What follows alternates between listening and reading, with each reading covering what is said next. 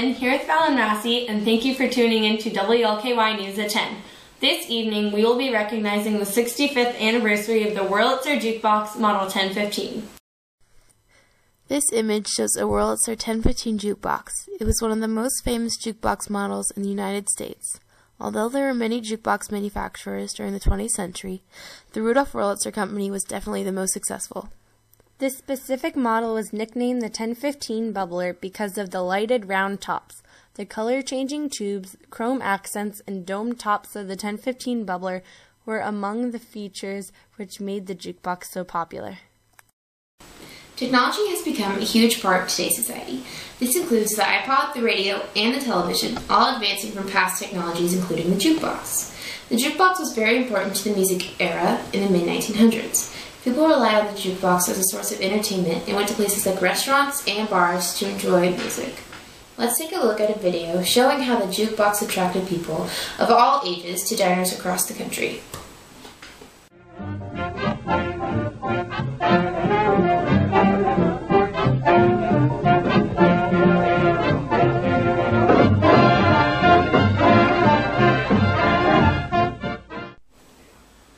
The Wurlitzer Jukebox Model 1015 was designed by Paul Fuller, an employee for the company owned by Rudolph Wurlitzer. In 2006, the Gibson Guitar Corporation bought the Wurlitzer Jukebox Company, and they continue to manufacture jukeboxes today in their plant in Germany. Even though other jukeboxes had been created by the company Wurlitzer, the Model 1015 made the biggest impact on culture and society in general. During World War II, from 1942 until early 1946, the U.S. government stopped the production of jukeboxes because they wanted to reserve labor and materials for war efforts. The Model 1015, however, was definitely the most popular and sold more than 56,000 units, being labeled as Wurlitzer is Jukebox. One of the reasons this specific model was so popular is there was a lot of product advertising. This includes video commercials on black and white television as well as poster ads. Let's take a look at some of the advertisements used to increase the popularity of this product. A lot of testimonials were used in the Wurlitzer's commercials and ads. In this image, it shows the words "favorite jukebox of the stars" because celebrity endorsements and recommendations were key to capturing the audience's attention. Jukeboxes were found only in common public places because they were very expensive. Restaurants that had a jukebox heavily advertised it and charged customers to play their song choice. It was even said to be today's biggest moneymaker and was designed to take over any location. The Wurlitzer slogan, the name that means music to millions, made the company known as charitable and respectable.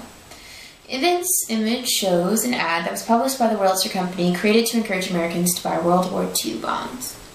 Although Wurlitzer's greatest contribution to society can often be viewed as the jukebox, they also manufactured a lot of different instruments, including stringed instruments, woodwinds, brass instruments, organs, electric pianos, and phonographs.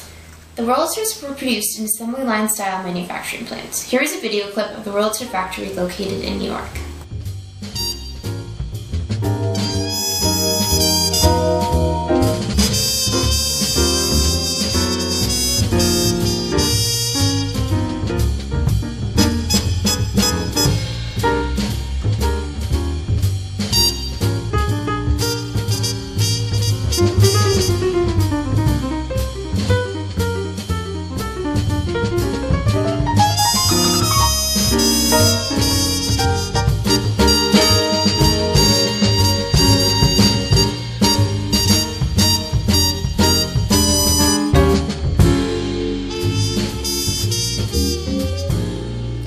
Now let's cut to an interview with George Thomas, a well-known collector of jukeboxes. When did you first become interested in jukeboxes? Well, when I was 13, I worked in a diner as a busboy. I often stay after my shift and listen to the Model 1015 with my coworkers. Really, what's your favorite music to listen to?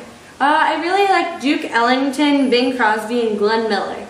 The big bands during the 40s and 50s also had the jazz style, which helped define the musical era. That's interesting, because my grandpa told me stories about his childhood and how he listened to that type of music. When did you get your first jukebox? Well, my uncle owned the diner I worked in, so when he retired, I took over at age 28. I renovated the diner and got a new jukebox, keeping the old one for myself. Did your uncle inspire you in your love of music?